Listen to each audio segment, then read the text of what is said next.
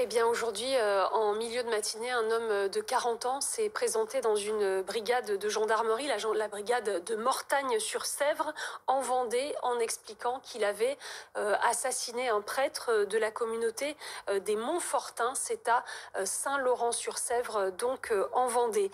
Les forces de l'ordre se sont rendues sur place pour vérifier si c'était exact, et ils ont effectivement retrouvé le corps sans vie d'un prêtre, un homme qui est âgé d'une soixantaine d'années.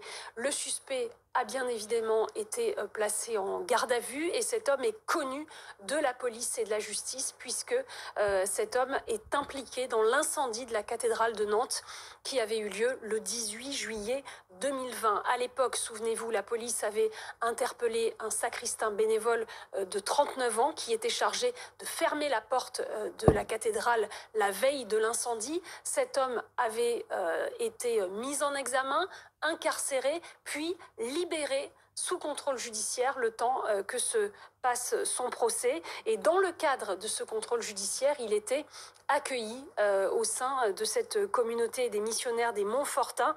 Il dit donc avoir assassiné le prêtre de la communauté qui l'accueillait depuis plusieurs mois.